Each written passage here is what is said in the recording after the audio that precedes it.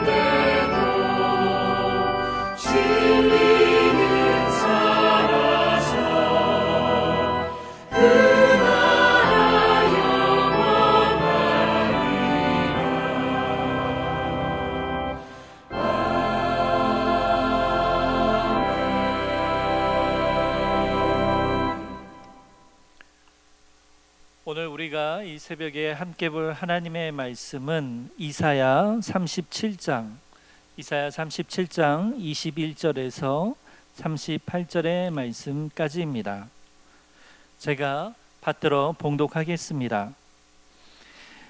아모스의 아들 이사야가 사람을 보내어 히스기야에게 이르되 이스라엘의 하나님 여호와께서 말씀하시되 내가 아수르의 사네립 왕의 일로 내게 기도하였도다 하시고 여호와께서 그에 대하여 이같이 이르시되 처녀딸 시온이 너를 멸시하며 조소하였고 딸 예루살렘이 너를 향하여 머리를 흔들었느니라.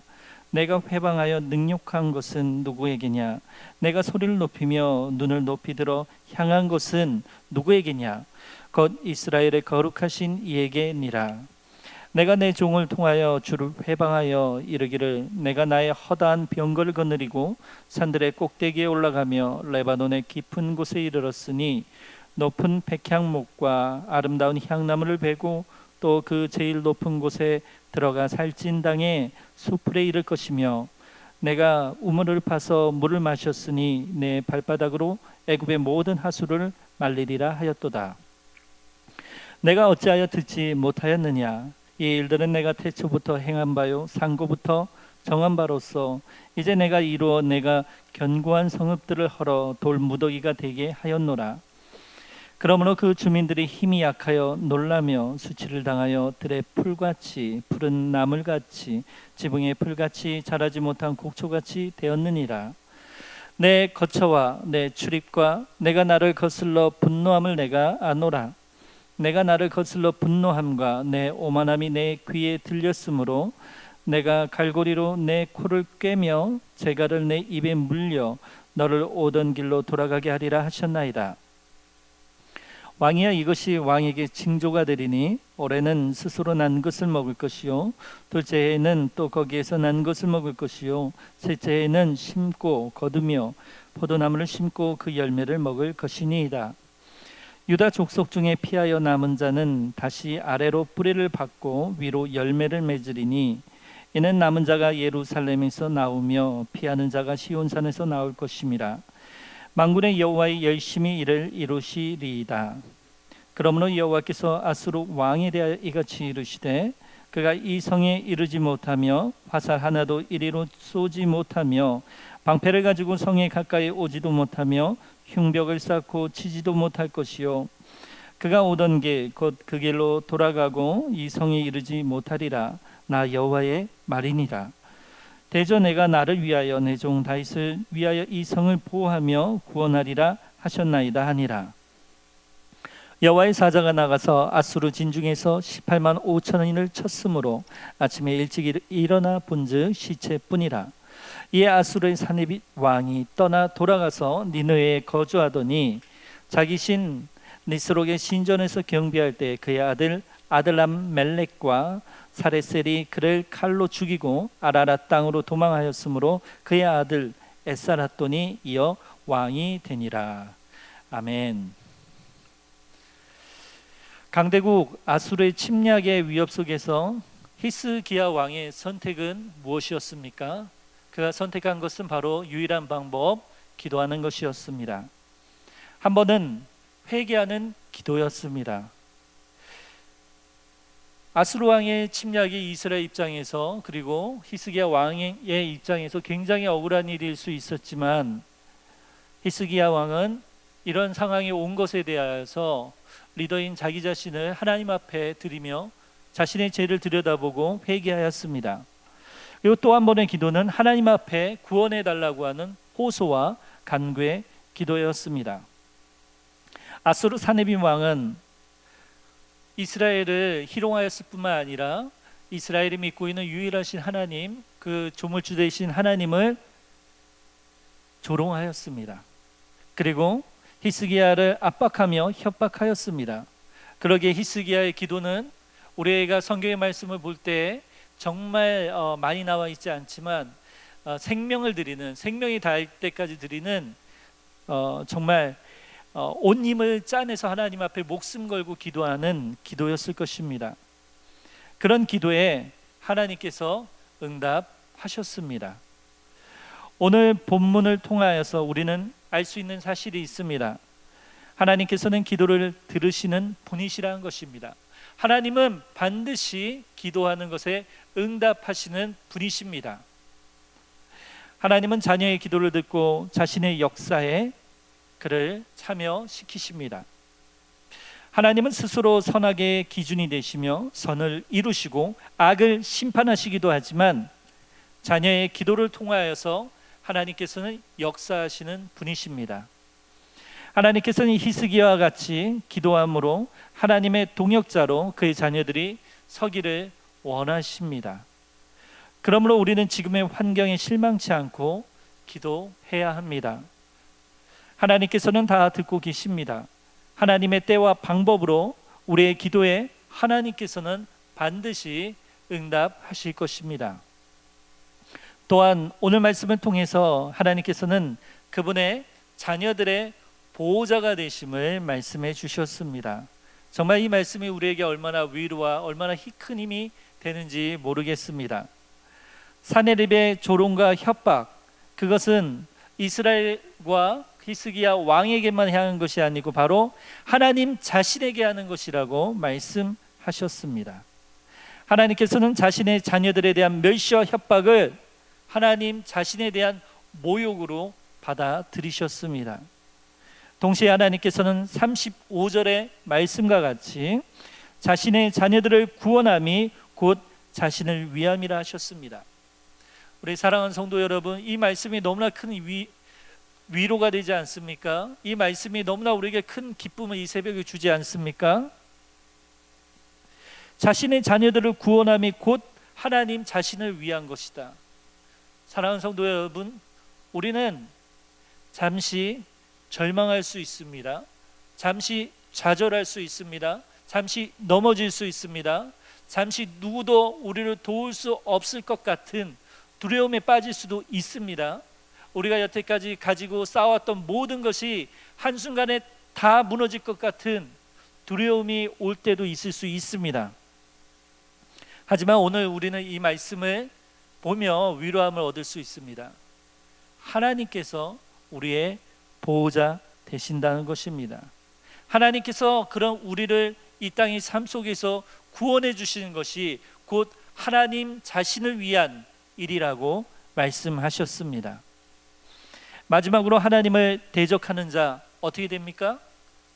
사네립 왕과 같이 결국 심판받아 멸망합니다. 그것이 바로 하나님께서 이 땅에서 세우신 진리이고 원칙입니다. 사네립의 태각과 죽음, 그것은 바로 선지자 이사야 예언대로 그대로 이루어졌습니다.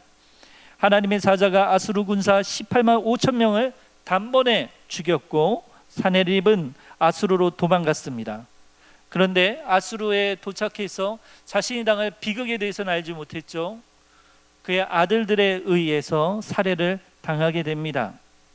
하나님의 말씀이 하나님을 조롱하는 자가 하나님의 자녀를 위협하고 협박하는 자의 종말이 그대로 이루어진 것입니다. 그러므로 어떤 일이 있어도 하나님을 자신의 적으로 두는 자는, 동시에 그분의 자녀들을 무고하게 위협하며 협박하는 자는 반드시 하나님의 심판을 받게 되어 있습니다. 그러므로 우리가 살면서 주변에 특히나 이 코로나19 시대에 교회로 인하여서 많은 분들이 사실 피해를 보지 않았습니까? 물론 많은 교회에서 방역에 최선을 다했지만 비정상적인 교회가 등장하면서 또한 예상치 못한 곳에서 코로나19로 인하여서 감염되는 일들이 있었고, 그 일로 인하여서 지역 주민들에게, 국민들에게 피해를 준 것은 사실입니다. 그런 분들이 교회에 대해서 울분을 가질 수 있습니다. 그리고 그런 분들은 아직 하나님을 모르기 때문에, 아직 예수님을 모르기 때문에 하나님조차 예수님조차도 저주할지도 모르겠습니다.